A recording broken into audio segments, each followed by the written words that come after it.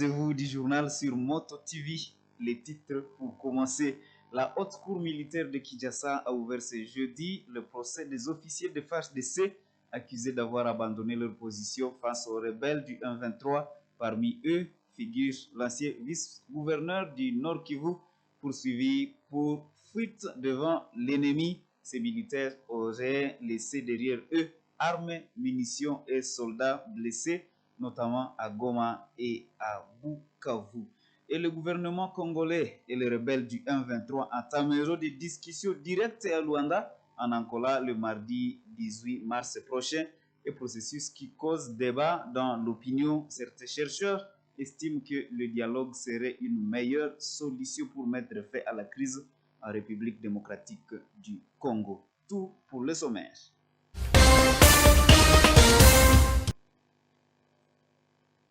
Et voici l'intégralité. Ouverture du procès des officiers des forces armées de la République démocratique du Congo, FARDC, et de la police nationale congolaise ce jeudi 13 mars.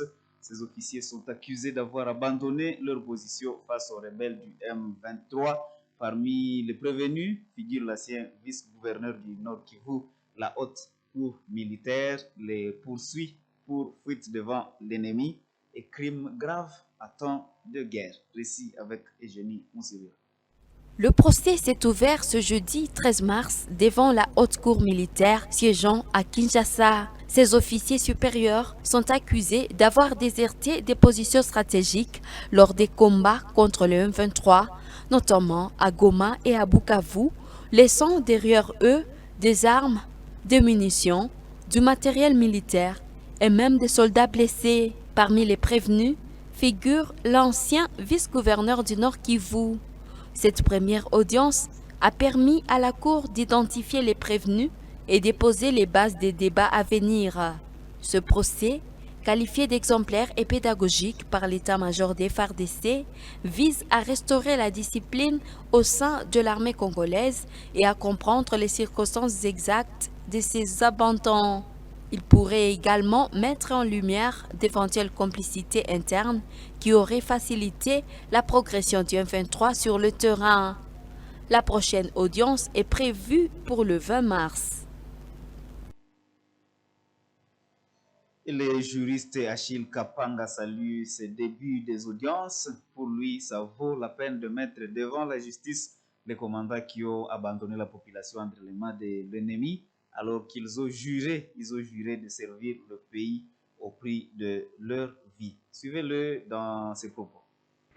Si aujourd'hui on annonce ce début de procès, c'est un appel fort, un signal fort pour tous les militaires congolais. Vous savez, personne n'a été content, avec tout ce que nous avions comme armement à Goma et à Bukavu, de voir ces deux villes tomber entre les mains de l'ennemi, surtout à Bukavu où il n'y a même pas eu de coup de feu. Les gens n'ont pas compris ça. Que faisaient nos militaires? Qu'ont-ils fait pour que ces deux villes soient prises alors qu'ils étaient là? Voilà pourquoi il faut que la justice militaire, qui a ses normes, fasse au travail. À l'instant, on ne peut s'appuyer que sur la justice militaire.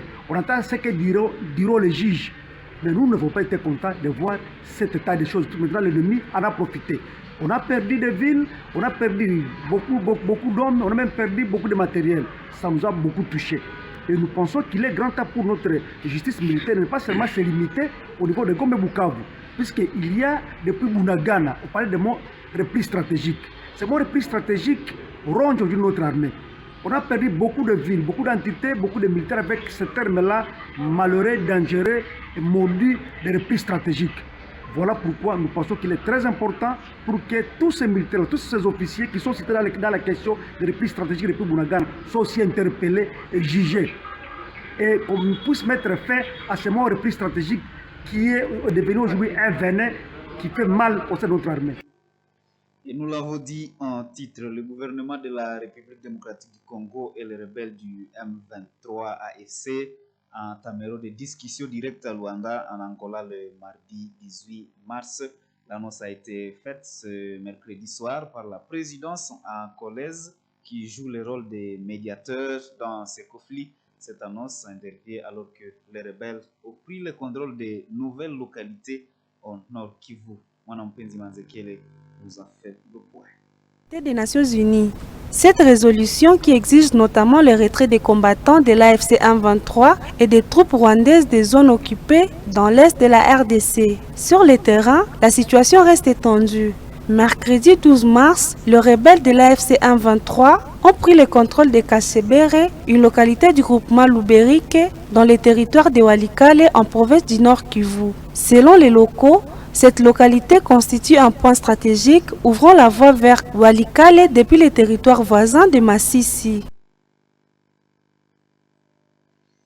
Et le dialogue intercongolais est une solution durable à la crise en République démocratique du Congo. C'est la conviction du chercheur en sciences politiques, le CT Strong Kaeni, alors que Kinshasa s'apprête à engager des négociations directes avec l'Alliance du fleuve Congo AFC M23 sous la médiation du président angolais Joao Lourenço.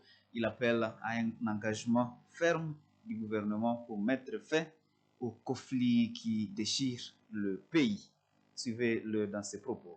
L'annonce des pourparlers entre Kinshasa et l'AFC M23, préconisée par le médiateur angolais Joao Lourenço, suscite des réactions.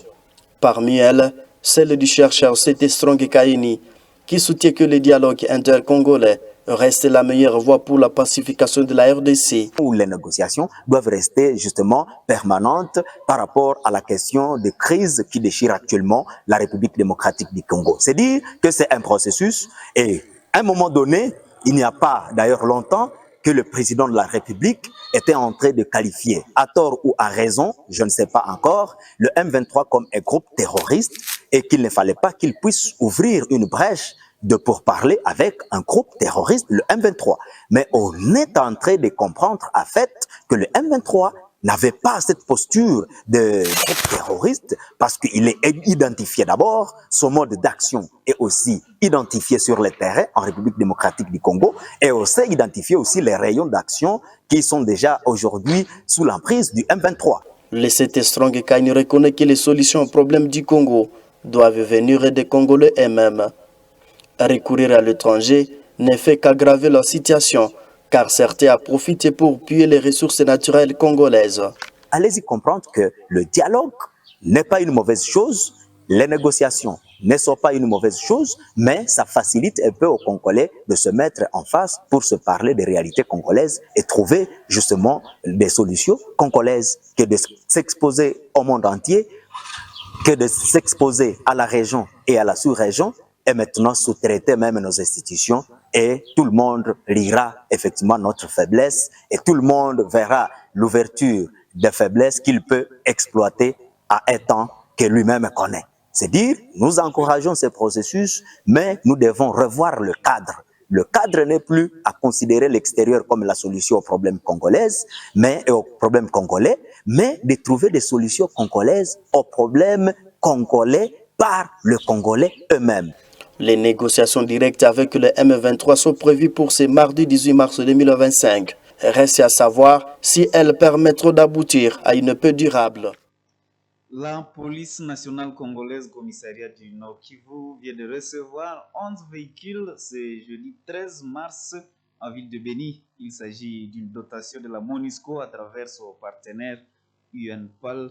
Le commissaire supérieur principal Nkulu Mwenze Kabamba Gislin, commissaire divisionnaire à l'intérim de la PNC Nord Kivu, qui les a réceptionnés. Il salue cette dotation et indique que ces véhicules seront affectés dans les commissariats urbains de Butembo et Beni et les commissariats territoriaux de Lubero et Oicha. Reportage d'Elfem Panda depuis la ville de Beni. La dotation de ces véhicules à la police nationale congolaise vise à améliorer sa mobilité et la capacité opérationnelle de ces unités déployées dans la province. Ils sont répartis entre les commissariats urbains de Beni et de Butembo, ainsi que les commissariats territoriaux d'Oicha et de Lubero. Abdul Rahman Ganda est chef du sous-bureau de la MONUSCO au Grand Nord de la province du Nord Kivu. Nous avons promis de travailler sur les 6, puis après que c'est aujourd'hui que nous avons pu le faire, vous êtes là présents. Donc c'est vraiment pour contribuer à la sécurisation urbaine des 3 entités citées que la MONUSCO a décidé de faire ce don On ne va pas s'arrêter à ce niveau. On en a fait déjà, mais on va continuer. Le gouverneur de la province du Nord Kivu, le général-major Somokaku Levariste, qui a réceptionné ce véhicule, reconnaît l'appui de la MONUSCO dans plusieurs domaines dans le cadre de la protection des civils. Remettant les clés au commissaire provincial ad interim, il a appelé les bénéficiaires d'en faire bon usage. La MONUSCO n'est pas à son premier fait d'appui, comme vous l'avez dit, en faveur de notre police, en termes de dons, de renforcement des capacités et même de coopération sur terrain. Je suis sûr qu'avec ce vent nouveau qui est en train de se lever, je suis sûr que cette collaboration va continuer. C'est pourquoi en recevant ces véhicules, je les remets à la disposition du commissaire provincial avec ferme instruction d'en faire bon usage. C'était un besoin ressenti pour la police nationale congolaise. L'absence de véhicules était un grand défi auquel était confrontée la police quant au maintien de la sécurité dans plusieurs entités. Cette dotation pourra tenter de trouver solution à la sécurité longtemps décriée en ville de Beni. Et le cancer de sang existe bel et bien et diagnostiqué à Butembo, à l'hôpital général de référence secondaire de Matanda. Par exemple, l'on enregistre au moins 4 nouveaux cas de cette maladie chaque mois. Cette statistique a été communiquée par le docteur Jean Bosco Maliro Kambale à l'occasion de la Semaine nationale de lutte contre le cancer. Le médecin appelle la population à se faire dépister régulièrement et à éviter l'automédication. Reportage Luciana Moussiroa et Léandrine Malou. Ce jeudi 13 mars a marqué les débuts de la Semaine nationale de lutte contre le cancer. À cette occasion, Moto TV s'est entretenu avec le docteur Jean Bosco Maliro Kambale, médecin spécialiste en médecine interne à l'hôpital général de référence secondaire Matanda. Il a souligné que le cancer du sang touche toutes les tranches d'âge, bien qu'il soit plus fréquemment diagnostiqué chez les jeunes. Il s'agit d'une maladie du nombre de globules blancs, les globules blancs qui entrent dans la défense de l'organisme. Mais en cas de leucémie, les globules blancs deviennent incapables de défendre l'organisme contre les différentes agressions qu'on appelle les infections. La leucémie est donc fréquente à tout âge. Elle est souvent diagnostiquée chez les sujets jeunes dont l'âge varie entre 8 et 18 ans. Et également, la leucémie est présente chez les sujets adultes, la quarantaine révolue. Dr Maliro a décrit plusieurs symptômes du cancer du sang, notamment une fatigue persistante. Kisha anaweza kuwa na maumivu ya mifupa. Tunajulisha kwamba magonjwa haya yanaanza polepole. Mgonjwa anafika hapa hospitalini, magonjwa yanamaliza siku mingi mwilini mwake na hatuyajua.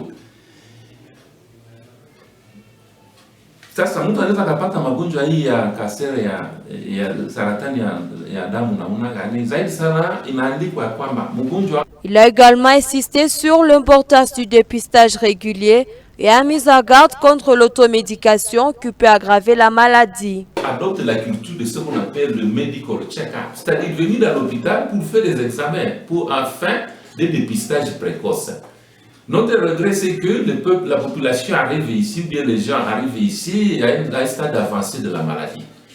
Au-delà de ce check-up, mais aussi il faut respecter les mesures hygiéno-diététiques. Nous avons parlé de l'hygiène de vie, nous avons parlé de l'alimentation saine. Il a conseillé à la population d'éviter l'exposition aux produits toxiques qui peuvent augmenter les risques de développer cancer du sang.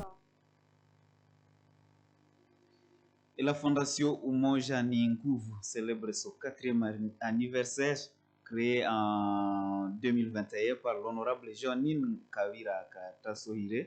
Elle œuvre pour le développement humain et l'entraide entre ses membres. Ce mercredi 12 mars 2025, ses membres se sont réunis pour évaluer son parcours et envisager son avenir. Reportage Gérard Mourif. C'est à partir du rond-point Monseigneur Catalico au centre-ville de Butembo que les festivités ont été lancées. Vêtus aux couleurs de la fondation, le membre ont défilé sur l'avenue président de la République en saut de la fanfare. Avec l'honorable Léonie Mouriangotre aux côtés, Ils ont marché jusqu'au siège national des centres de formation professionnelle de la fondation située à Mutsanga.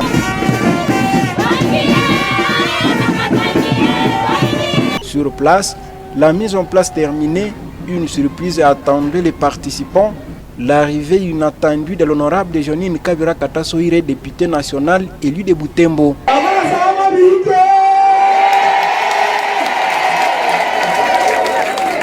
Dati Tembo, coordonnateur national de la fondation, a pris la parole pour présenter l'organisation, son bilan annuel et ses perspectives d'avenir. Il a rappelé que la fondation Umoja Ninguvu intervient dans plusieurs domaines, santé, agriculture, entrepreneuriat, habitat et éducation. Il a souligné que ce programme avance grâce au soutien de l'honorable Jeanine Katasoire. Prenant la parole, cette dernière a exprimé sa gratitude envers les membres pour leur engagement et leur contribution. Pour marquer l'événement, un gâteau d'anniversaire a été partagé.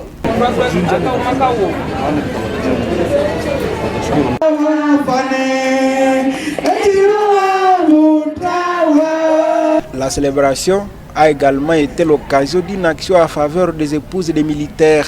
L'honorable Kabira Katasoire Jeanine, accompagné par la coordination des femmes et les services urbains du genre, famille et enfants, a sensibilisé ces femmes à l'autonomisation à travers un programme de microcrédit. Tunatia nguvu zetu pamoja, pesa yenye tunapata tunanunua mamoto njo tunagabuliana. Elle leur a expliqué que la fondation Umoja Ninguvu vise à promouvoir le développement humain et la solidarité. Pour appuyer leur intégration, elle s'est engagée à couvrir les frais d'adhésion des 300 épouses des militaires souhaitant rejoindre la fondation. Nous pouvons leur donner à manger aujourd'hui, mais demain, elles auront encore faim.